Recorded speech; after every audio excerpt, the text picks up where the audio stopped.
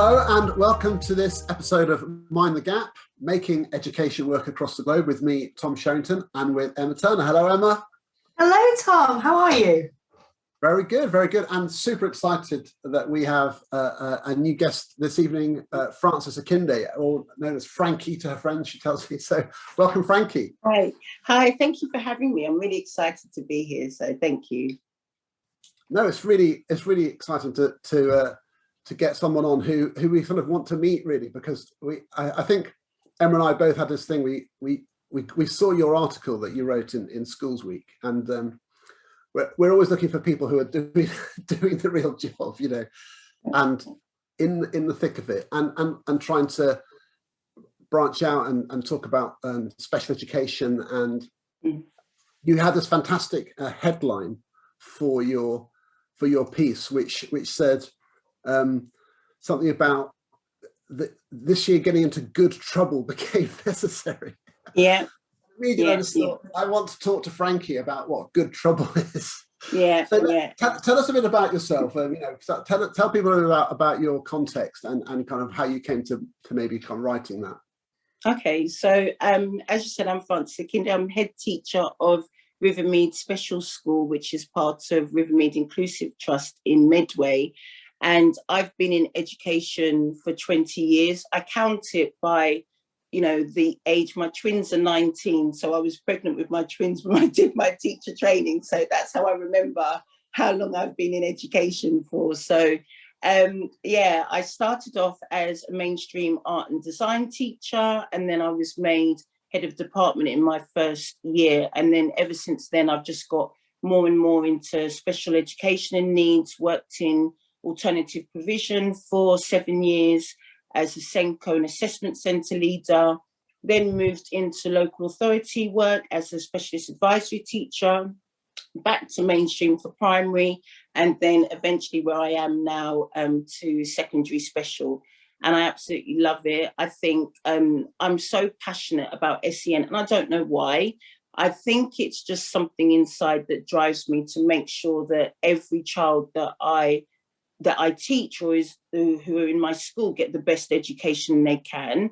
And I think that a lot of the time, learners with autism, like in my school, or with other difficulties, complex needs, sometimes they just get written off and people think, they can't achieve what they do. And we're very proud of the fact that we're one of the only special schools that do GCSEs and offer that full range for our learners in year 11.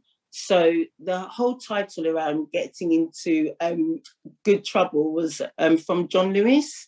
And at the time, he'd just passed away. So that was really on my mind. On my bookshelf, where have I put it? I've got March here. I was pointing strategically.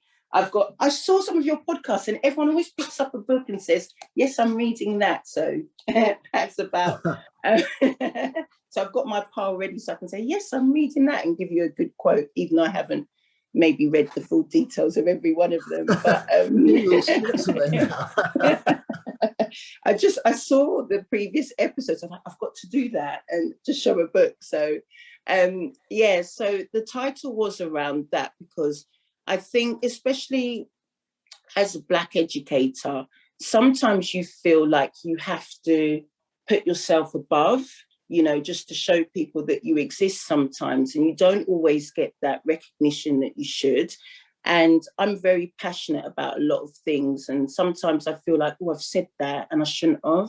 But I'm trying to be more confident in saying, you know what, that's something I'm passionate about and I have to fight for that. So when it comes down to equality, equity, more importantly, I've always had my children the whole time I've been in education. I had my eldest son, who's 21 now, when I was doing my degree. And, and then for some reason, I thought it would be a good idea to have twins while I was doing my teacher training. So it's just always been like that. And I think a lot of the time, I've got 5 boys now, and a lot of the time people hear that and go, oh my gosh, you've got 5 boys and you're a head teacher and you're doing this and you're doing that. And a lot of me, there's a drive there to prove to people that you can do that, and I've always had that support from everywhere that I work at to say she's got the potential, let's push her to the top of where she can get to. And I'm very grateful for that. But I'm also mindful that education is quite a closed environment. Not everybody gets those opportunities. It seems to be that everybody knows each other. So sometimes an opportunity comes up and it's quite closed.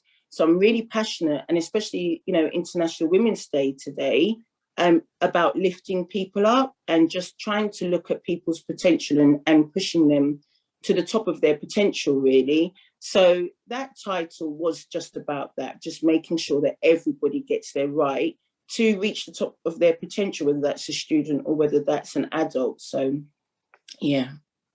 Well, that's a great. I mean, it's a really great answer, and it's something which, I mean, you can tell that it's something you're passionate about. It's like, I mean, Twitter's just a one way of platforming your thoughts, isn't it? But there you have it. It says, Frankie, hashtag I broke the bias. Yeah. It's like, it's right in there. And I think that, I mean, is that something you feel like you need to say to sort of platform yourself to people, or is it just because you're sort of saying, yeah, I feel proud of that, and I broke the bias? Yeah. I think the hashtag this year was break the bias, and it was really interesting because I was having like a Twitter debate. I try not to get into Twitter debates, but there's a lovely lady on there called Penny, who is from the BayMed network, and they've been such a massive support to me over the years, and just in terms of networking and seeing people like me.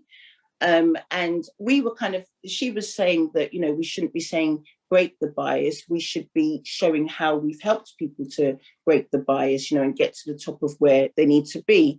And I kind of said, well, I'm proud to say that, I've broken the bias, because I'm somebody that people might have a lot of bias against, because I'm a mother, I've got a lot of kids, and, a head teacher, being, Black and everything else. So it was something that I felt really proud to say, actually, I'm here, I've broken the bias, I'm getting to the top of where I want to be, and I'm very ambitious, and I find it hard to stop, really. So I just really wanted to show that to other people, to say, sometimes it might seem like you're not getting the support you need, or your circumstances are challenging, but there's always a way to reach your potential, really. So, yeah.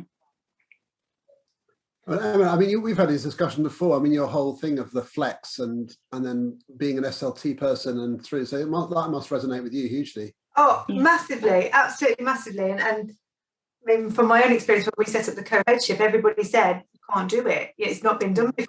We were like, well, there's the gauntlet thrown down, if ever I Exactly, yeah. As soon as someone says that, you're like, I'm going to do it, then. Yeah, very much so. And it's so important that people see that there are different ways of doing things, so that the broadest range of people with the widest range of lived experiences are in front of our children saying that, this is what you can be, this is what's possible, you don't have to be a certain person to do the certain thing. It's open to everybody. And I think it is so important to challenge the status quo and to challenge historical models about everything on so many levels. But what I really wanted to ask you about was your work with the Academy of Women's Leadership, because obviously it's International Women's Day, and I know who's behind the Academy of Women's Leadership, and I love her. Yeah, she's brilliant. She's so good. Yeah, so what's your involvement with the Academy, and what's been the journey you've been on with them?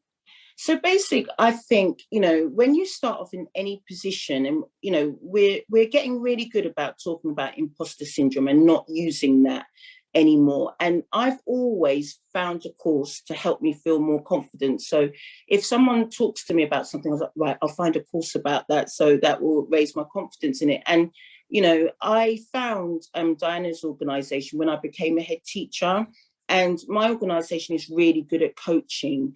But the coaching we had was quite external, and I really wanted to find something that was external and with women that looked like me and had gone through the same experiences, that I could share some of my challenges with in my first year of headship. So I was really fortunate that my CEO, Tina Lovey, she agreed to pay for that for me so I could have that external coaching. And it made me feel so confident, because it was a check-in with people where they were saying, right, if you come across this difficulty, this is what you do, you know, and you've got a whole village really of people, champions, you know, that are saying to you, yeah, you can do this. And, you know, these are the experiences that we've had, and sharing that knowledge. Because for someone like me, I don't come from a background where I've got anybody in my family that work in education. So I haven't got that role model. You know, I remember, Tom, you were talking about your wife being in education. She nicks your books sometimes. I didn't have anybody that I could kind of turn to and say, what does this look like? You know, can you help me with that? And also in terms of, there seems to be this thing around Black leaders where if there's more than one Black leader in an organization, there seems to be some sort of jealousy sometimes, or people aren't always working together. And I find that a problem, because we should be lifting each other up. But that's some of the experiences that I've had in the past. So it was really nice to find an organization of women that were just empowering each other and saying to each other, yes, you can do this, and yes, we'll support you with that. And I was really fortunate, because as part of that offer, you get a coach as well. So, you know, they call them giants, which is just amazing, you know. And John Amici, isn't it, that talks about, his book is absolutely brilliant when he's talking about giants. And you do need those people that have come before you that can help you on your journey. So I chose ex-Paralympian Liz Wright as my personal coach. And then we had the group coaching sessions. She was just absolutely brilliant. She's moved to Australia now, which is a shame. So I might have to have some virtual coaching sessions. But she just really made me think about my background and myself and my identity. And she's very much into positive psychology and things being values driven. And we had such a good talk about our character values and what that means to us. And she really helped me to think. The big question that she asked me, and I ask everybody, is how does your inner and outer align?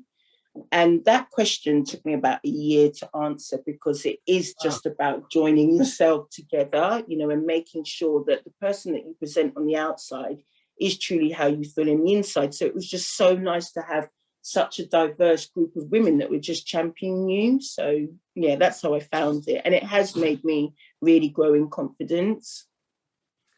It's fantastic, isn't it? So it's great to hear that.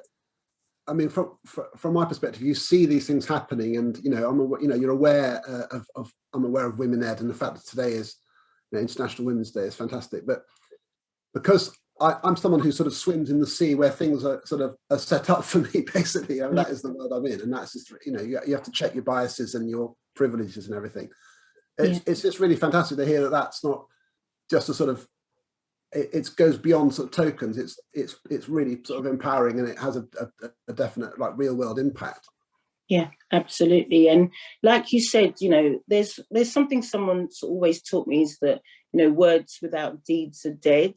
And you know, after George Floyd and, you know, the whole Black Lives Matter movement, everybody was so quick to put up banners and hashtags and talk about diversity and equality and say Black Lives Matter, we really believe in this. But then when it comes down to it, is it tokenistic, or are they actually doing something, you know? And that's such an important question to ask any organization. When it comes down to it, what are you doing for Black and Asian and ethnic minority people in your workplace, and for women in your workplace, you know, to empower them, all these marginalized groups that don't have access to the table, you know?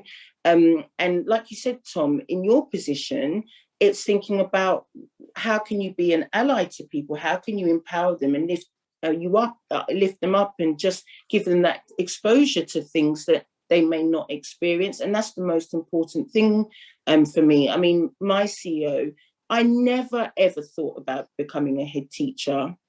And it was such a strange story, because a TA I worked with at the time went on holiday to Mexico and met my current CEO on the beach, you know, and she was talking about her school and said, oh yeah, we've got an advert out for a new head teacher. This was in Mexico, you know, we're in Kent.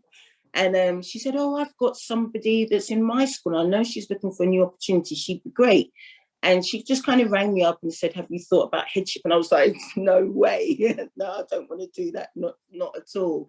And she said, you know what, let's have a conversation. We ended up, sitting in Morrison's with my current CEO and my director of school improvement, just having a coffee and having a chat. And she said, this is something that I really think that you can do. And, they did it properly. They had like a whole organization that was working for them with the recruitment and everything.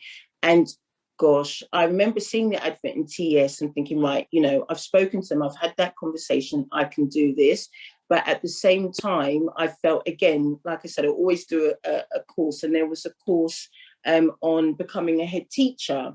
And it was like a 2-day course. And I just did it over the weekend. And it went through interview techniques. It went through all kinds of crazy exercises that they do, like is it called the goldfish bowl and all that kind of stuff to really stress you out. So it was just, just like a practice. Yeah, it was horrible. It was, but because we did it as a practice, and I managed to find the course, I think it was like the weekend before my actual interview. So everything I did in the interview came up.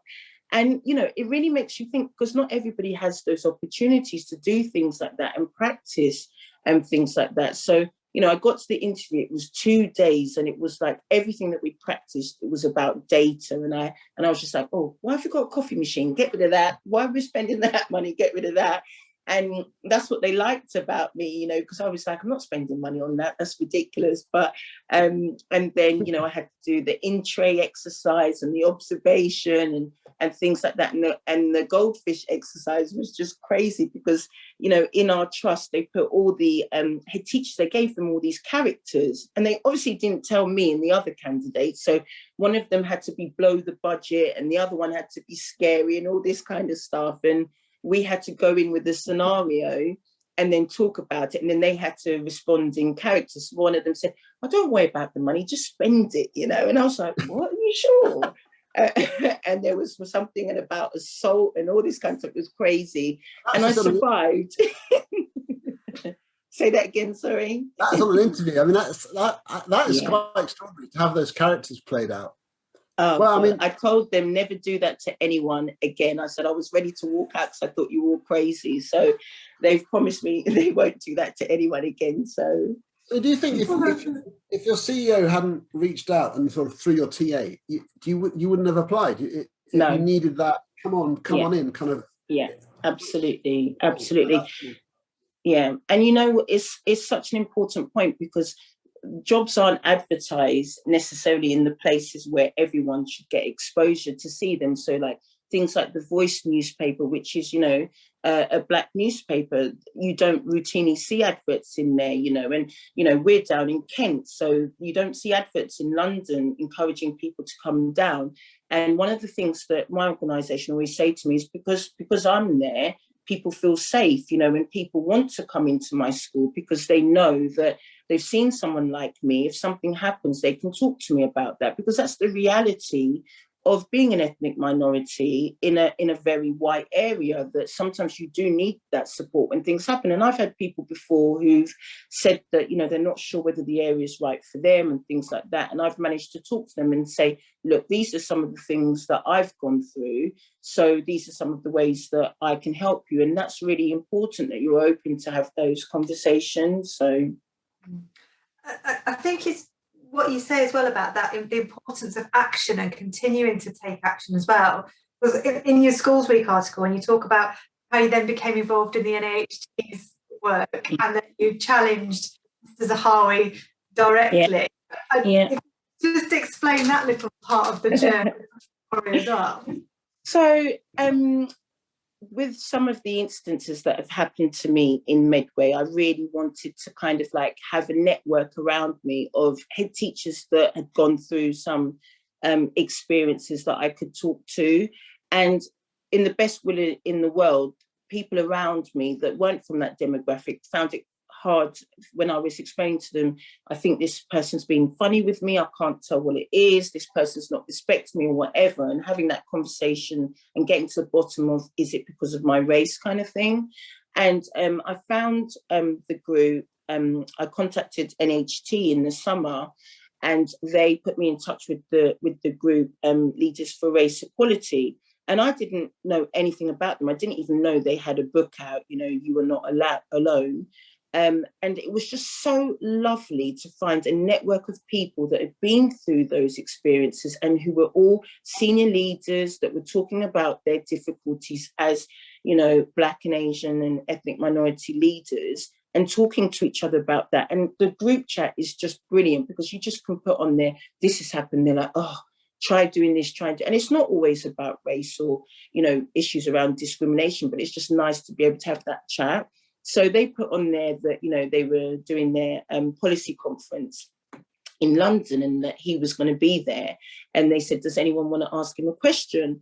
And it's the same question I ask everyone, when I get the opportunity to meet them. So I was really fortunate with my trust. We got to meet Gavin Williamson, and at the conference I got to meet Amanda Spillman as well. So I just wanted to ask him about that representation because I know how hard it was for me. And if somebody hadn't seen that potential in me, I would never have gone for an opportunity like that.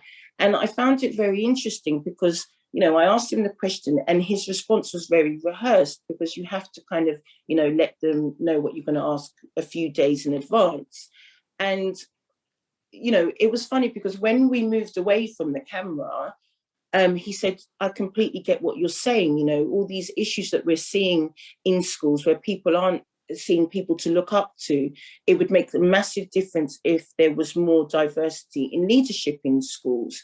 You're talking about schools in London where sometimes you're up to 60-90% of the school population is non-white, but then the leadership team is all white.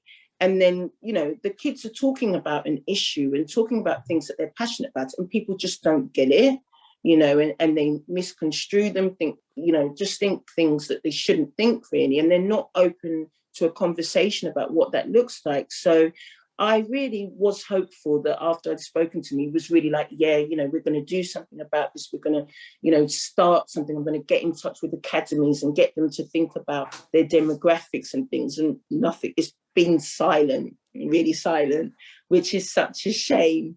There is one man on Twitter called London Heads. And I have to say, he contacts every single academy group in London and gets them to tell him all the information about their demographics, about their leadership team, and he'll put it on Twitter and he'll say, this trust, they've got no Black or ethnic minority leaders. This trust, they haven't got any either. And it's kind of shaming them into doing something different. And there are some trusts where he'll say, like Arc Learning Trust, and he'll say they've really tried, they've really made an effort. And he will praise them for that. But that's a really difficult conversation to have, isn't it? And I think people don't realize the value of having such a diverse leadership team, sometimes. And I just don't get it because it's such a positive. And I don't understand why people aren't more open to it. I think this is so interesting. I feel like there's a whole where does it start kind of question. I'm really fascinated by this because I do go to schools. I do a lot of work in Haringey, and I do go to some sessions. And to be honest with you, I see more, especially representation of Black teachers specifically in Haringey than anywhere else I ever go. And you go to do a training day in a school, and you think representation here is really strong. And then other areas of the whole country where you just think literally every single person in the whole place is white, and all this sort of it's very variable. But where does it start? Is it because not enough people are coming into teaching, or is it once people are into they're not promoted and they're not being given opportunities? Is it both, or is one of those things stronger? I think it's both. I think it's about exposure, isn't it? And in a lot of organizations, it's quite, everybody kind of knows each other. Education is quite a closed environment, quite a closed profession, and people seem to have connections everywhere. So sometimes, you might go for a job and you find out, actually somebody from the school's already got it, or their mates got it, or something else. And it's so disheartening for people. But I think it starts from the bottom. I was very fortunate in my education. My parents couldn't afford to support me with my education, but I was so determined to do it. And you do get to a point where you think, you know what, should I just give up? Is it worth it? We're not getting enough parents into schools as volunteers, as role models, enough, teaching assistants that we're supporting to get their degrees and become teachers, because a lot of people from my demographic can't afford that. They're trying to support their family. They're not from a background where they've got parents or family that can help them. And then it's just building up that confidence as they go up and up to say, yeah, you can do this and we're going to support you with that. There isn't enough of that happening at all, in my opinion. And it does start from getting people in and exposing them to the education system, and also getting them to rethink their experiences of education. Because, I was brought up in, North London, in Finchley, but my parents lived in Harlesden. And they were like, there's no way you're going to school in Harlesden. At the time, it was known as the gun capital of Europe. So they were like, you're not going to school in Harlesden. There was loads of us that just used to get the 260 from Harlesden, spend an hour on the bus and go down to Finchley because the schools were much better. But the schools didn't appreciate that. I remember going to college and them saying, well, they're bringing down our demographic, they're bringing down our results, because you're getting these kids that are coming in from Haringey, Islington and all those areas that didn't fit the area. And it was so difficult to push yourself through that and just kind of make something of yourself from that kind of background, because it was always people getting blamed for things, that really they weren't involved in. And it might have been, the black girls were a bit louder or something like that. So it was automatically you're a problem. So you end up fighting from the beginning.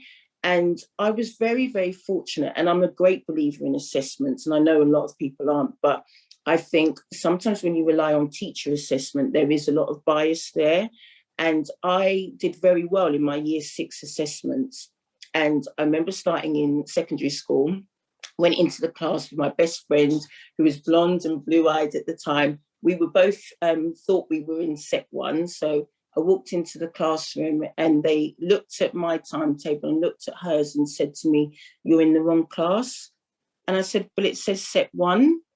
And they said, no, you're in the wrong class. You're not in set 1. And they looked at hers and she was in set 3 and mine said set 1. So they eventually had to say, okay, she's here, because my assessments had shown that I was clever enough to do that. But from year 7, it was a fight to stay in set 1. And eventually I was moved down to set 3, set 4, and then I wasn't allowed to do my higher paper in maths. And I had a friend who lived in Islington, and her mum came into school and kicked up a fuss. She was just like, you're discriminating against her. You need to put her back in top set so she can do her exam. Because at the time you could only get a D if that had happened to you. And if I didn't have her fighting for me, my parents were like, it's your fault, you're being lazy, you're not trying, blah, blah, blah. And it wasn't true, but I just didn't have the energy to kind of argue with them, because that's what they were being told. And it's just always been a fight just to say, you know what, I've earned it and I should be here. And I have the right to, to progress to as high as I want to. So I think it does start from there. In primary school, academically, Black children do well, but that bias exists, that as they go through the system, they just don't follow that trajectory that they should do, So it's a lot of stuff going on. Wow, so many. So much to unpack, isn't it? God, there's so much to think about, including the whole technical assessment aspect, because that's been raging, of course, with all the tags and CAGs over the last 2 years, the teacher assessment coming into the formal exam system.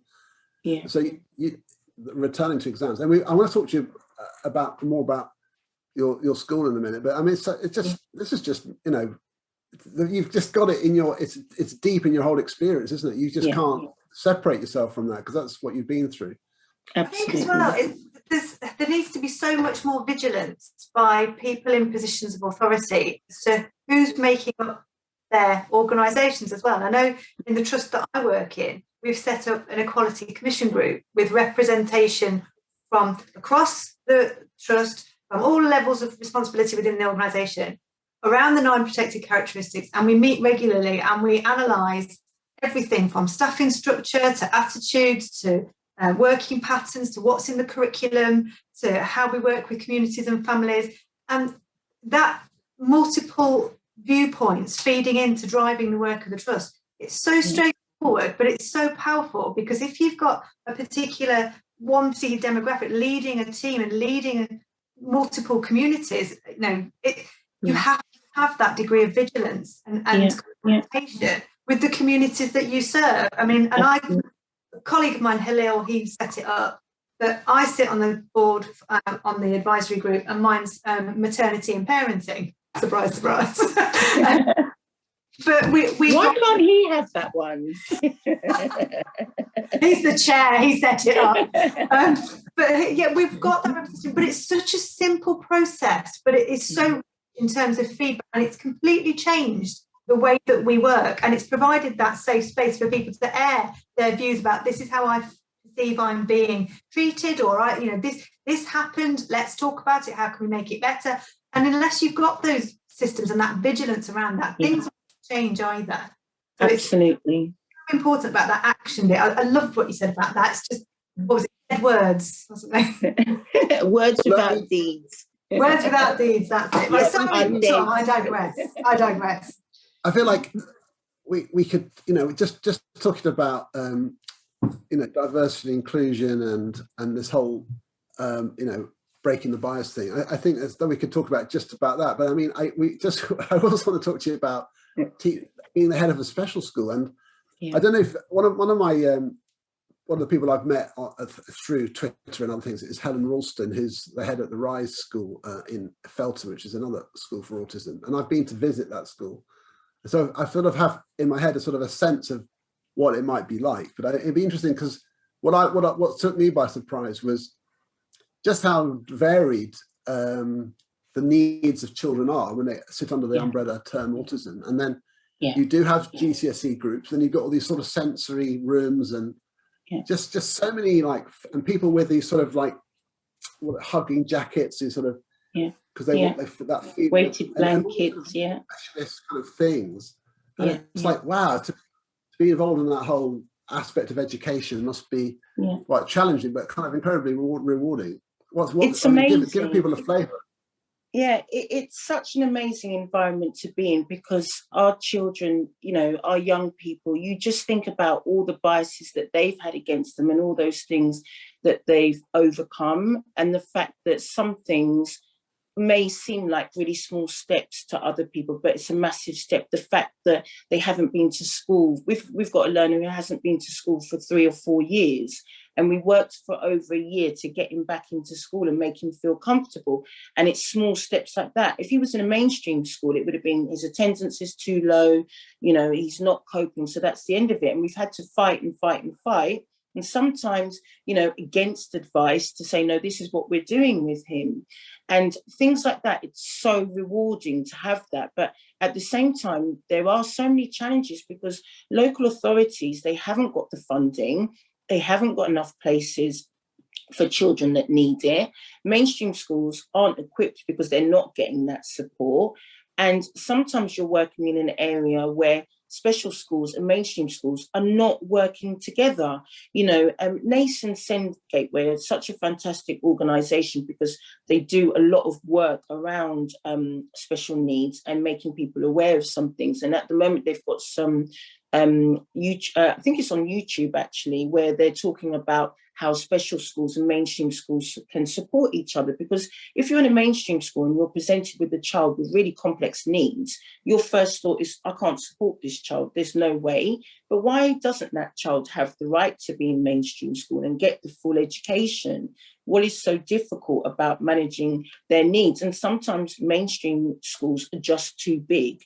And for a learner that's got a high level of anxiety, which, a lot of the time with autism and associated difficulties, there's a lot of anxiety around that does affect your working memory. And they find it really difficult to be in a classroom with 30, 32 children and manage. So in our school, we've got really small classes. So we've got 12 learners in a class. It's set up like a secondary school. So they wear full uniform, they go to different lessons with different teachers. We've tried to do that to make them feel like this is the offer that you're entitled to. We've got specialist teachers, they all do GCSEs, but you will notice that the children are different from the ones that you would typically find in mainstream school. I mean, I had a meeting with a learner the other day, no, my lesson actually, because I still teach art, year 7s, I absolutely loved it.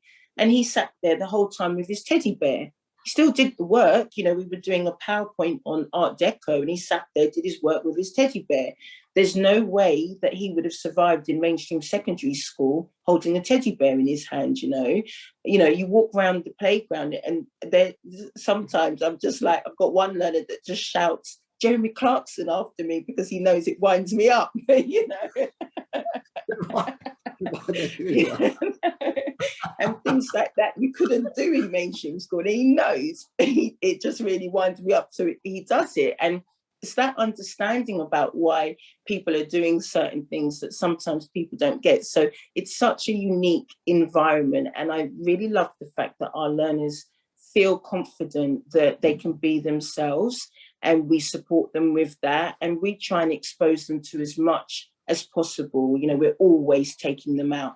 You know, as I said, I'm doing a project on Art Deco. So I said to them, right, let's go out. We're going to find some Art Deco buildings in Medway. And they were like, yeah, we found some, let's go. So we've organised a trip in a couple of weeks to go out, because a lot of the time they don't go out, you know, and we get a lot of difficulties with online safety, because they might meet people online and they think, oh, this person's safe, and they can be quite naive about people's intentions. And you have to say to them, that person isn't your friend. That person doesn't want to be your friend, and they're using you somehow. So it's very complex in that way, because sometimes you might be talking to a learner and think they get it, and they really, really don't. So yeah, it's such a special place to be in. And I call our staff, you know, superheroes, because they just go above and beyond for our learners every single day.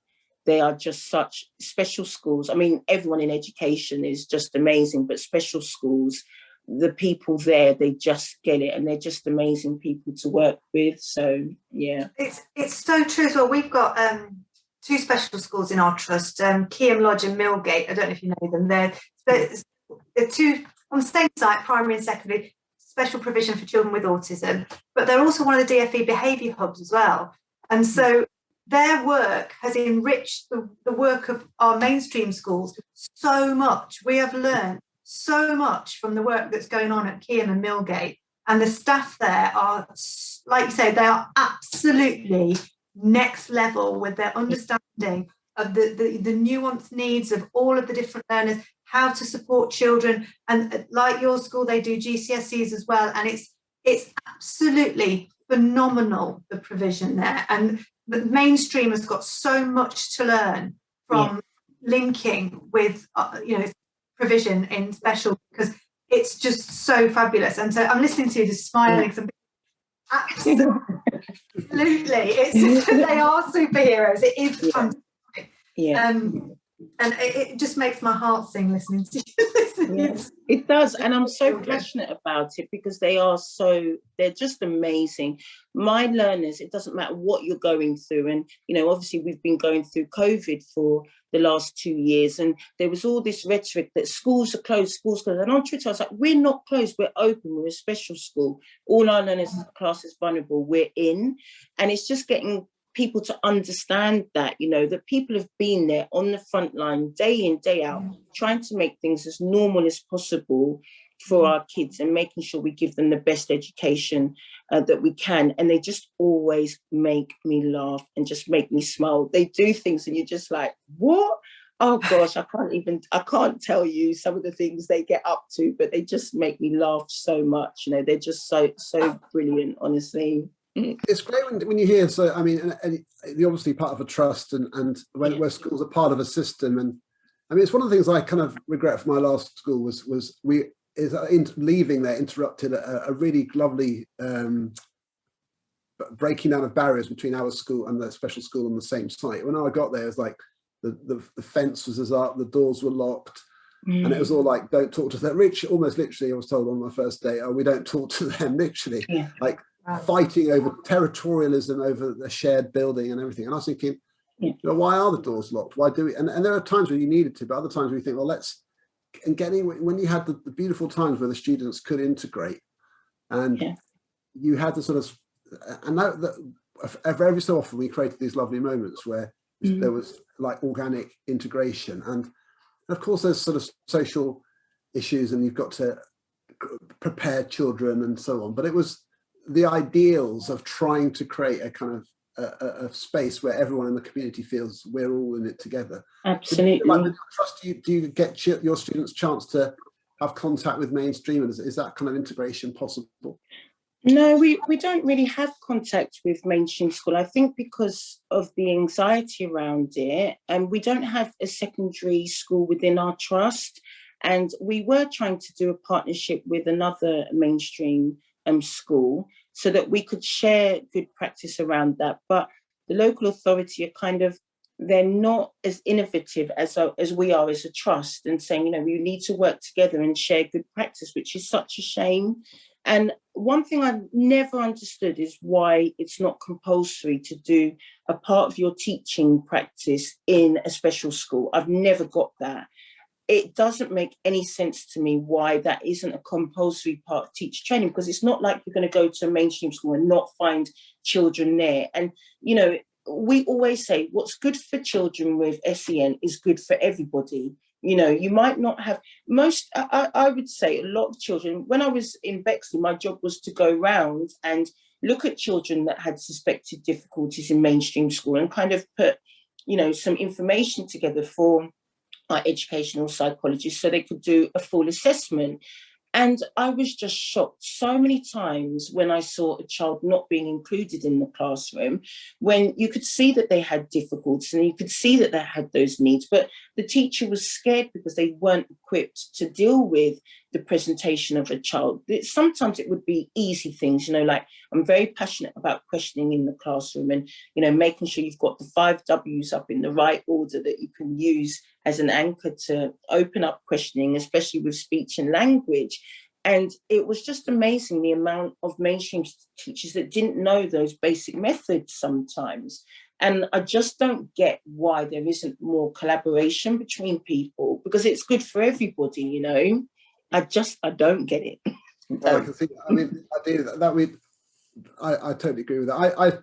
I spent a term, it's one of the, I refer to it so often because it was such a formative thing for me when I was a supply teacher for a year, sort of in moving into London and trying to get jobs in London. And I did a whole term in a special school, Wood Lane Special School in Hammersmith, and I taught age 5 to age 16, and I learned so much.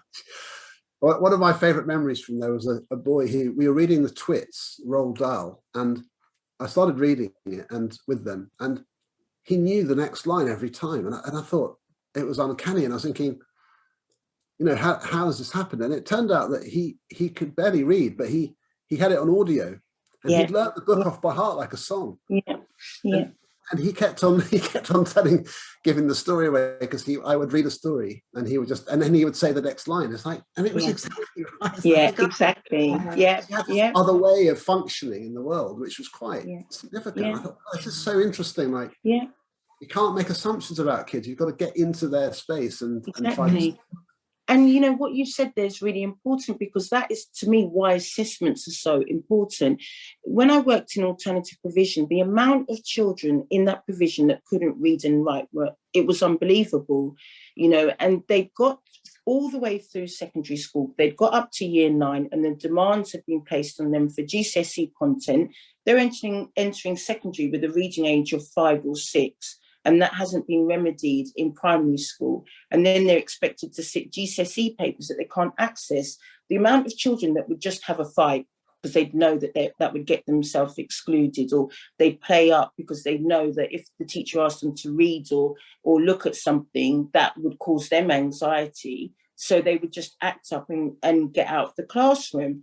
And there isn't enough work around secondary schools looking at the underlying difficulties around a child's behaviour, not just labelling them as a child that doesn't want to learn. You know, there's so much, again, to unpick around that. And I remember having a boy in alternative provision who just used to leave voice messages for people. You know, people would ring him or text him and he'd leave voice messages for them because he couldn't read the text that they were sending him. And you're like, this child was in year 10 at the time. And I taught him how to read, you know, and we just had the 100 high frequency words up in the classroom. I got him a series of book that was around, you know, social issues and things that he could relate to, but that was in the language of like a 7-year-old, so that he could access that. And that really started his love of reading. And you get children like that and you just think, how has somebody managed to go through the whole education system and that hasn't been picked up? You know, how does that happen? It's one of the assistant heads at our special provision, lady named Nim Sudra.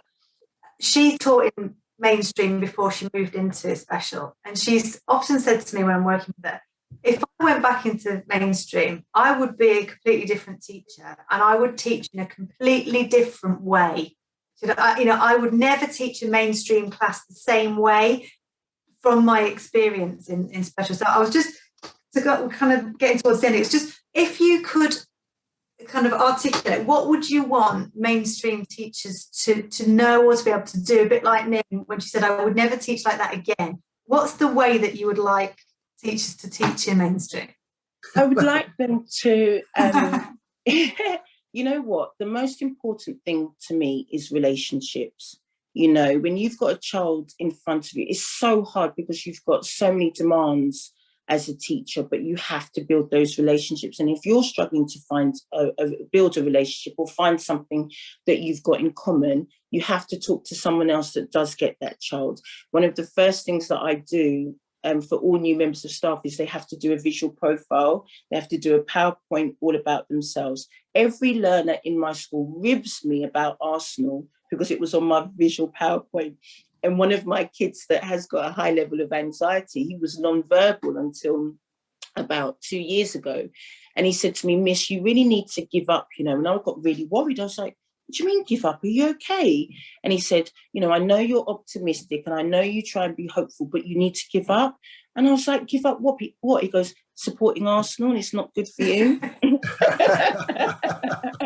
Well, you know, I could probably agree with that, you know. But, but honestly, it's so I feel like it's been a wonderful thing. It's so lovely to meet you, Frankie, and so the passion just comes through the screen. I mean, it's brilliant, and I really know that people are listening to this on the podcast are going to want to know more about you and follow what you're doing. So I just want to say a massive thank you. It's been a real honour to thank you. What a joy! What an absolute treat today. So thank you so much. I really appreciate that. All lifted up and inspired. It's like, yeah. And I didn't have to mention any of these books that I've pretended to read here either, which is great.